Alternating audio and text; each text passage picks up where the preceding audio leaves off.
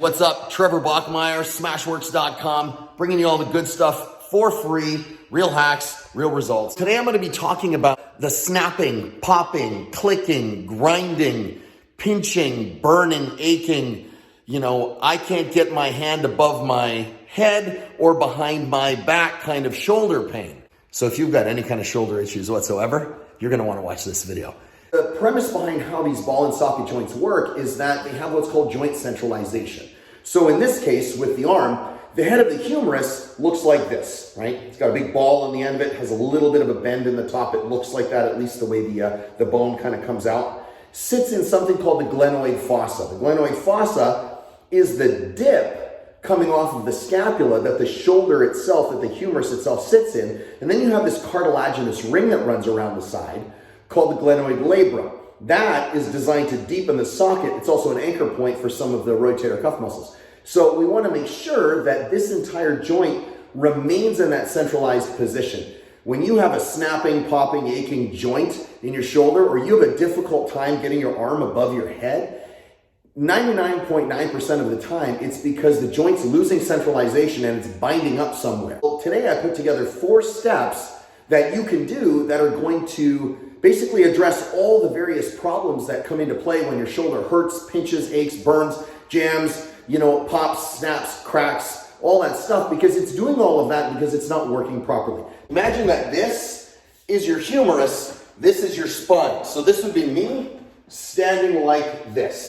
What the rotator cuff muscles do, specifically 3 of them. The supraspinatus runs across the top, the infraspinatus runs across the bottom, and then the teres minor, which is up underneath here. What they all do is they wrap, there's the subscapularis as well, but that's in the front.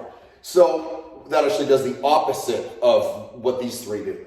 So what they do is they wrap around the head of the humerus, and then when they contract or when they're functioning properly, they pull back the way they're designed. So instead of being in this position, what they do is they allow you to open up your shoulders and sit in that nice central position. Now, if you're missing that position, your shoulders naturally will migrate forward because the chest is a much stronger muscle. And as a matter of fact, the lat is a much stronger muscle. Lat is an internal rotator of the shoulder because it comes up and wraps around the inside, same way the chest comes and hits on the inside. So when they're really short and tight, if you do a lot of push-pull for your exercises and nothing else, it's going to force the shoulder to do this because they're just giant, powerful muscles. These 3 rotators, they can't keep up. So what we want to do is we want to anchor that shoulder in the position that it's supposed to be in. So when you bring your arms overhead, when they get here, the head of the humerus, it's not banging into the top of the joint. It's not reducing space and pinching on, like the supraspinatus gets beat up, because the head of the humerus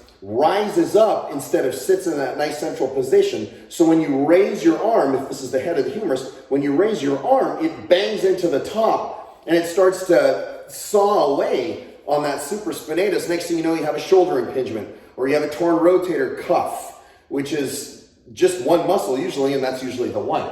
So I'm going to show you how to avoid all of that, because the best way to get out of shoulder pain and out of shoulder problems is to never have them in the first place. There's one more thing that comes into play, not just these rotators. There's a band of tissue that surrounds the entire joint. It's like a big giant tissue bag, and it allows the synovial fluid to stay in place. That's the lubricant that allows the joints to slide around and keep the hyaline cartilage, the joint surface, gliding past itself the way it's designed, so nothing gets worn out and you don't smash bones into each other. That joint capsule tends to get tight. It tends to get really tight. I keep looking at this like this is an arm. It tends to get really tight right across the back. So I'm going to show you how to check it, and then I'm going to show you how to fix the entire shoulder problem. What we want to do is we want to take our arm, we're going to internally rotate the entire arm. Like I just grabbed my arm and spun it inside. So I'm taking my hand, I'm putting, listen, you listen quietly, that's ribs. So I'm going to take this, slide down the ribs. If you're ticklish, I'm sorry. And I'm going to jam the lat down into the floor. That's going to keep my shoulder blade in place. And now I'm just going to test it. So if I can bring the outside of my elbow across the center of my body, if I can do this without doing this, if I can only get to here, there's a good chance it's a joint capsule problem. If I go all the way across and I go, well, that's not the problem, Well, it's probably one of the other 3 issues that I'm gonna fix in this video. So the first thing we wanna do is called the posterior capsule stretch. It's really, really straightforward.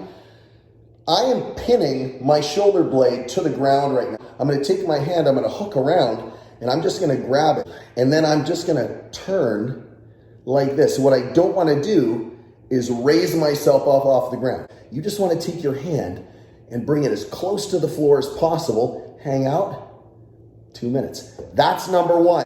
What I wanna do is externally rotate. You've seen me do this. What I don't want is this. That's why I'm taking the video from the side.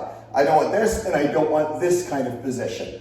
I want my arms to be in this position, and you're gonna focus on keeping your arms against the wall until they get to just slightly past here. Then bring your elbows in as far as you can. It's different than I've had you do it before. And then you're gonna come back down. You're gonna go back up, all the way up, keeping the blade of your hand, the inside blade of your hand, against the wall. So you're gonna feel, this will make your shoulders on fire. Now, your elbow's gonna come off the wall at the top. It's supposed to in this variation, all right? That's the modified version of the wall V. I'm gonna come forward so the band is pulling me back. So if you look, where's my shoulder? It is in perfect upright position. The only difference is my forearm's behind my head.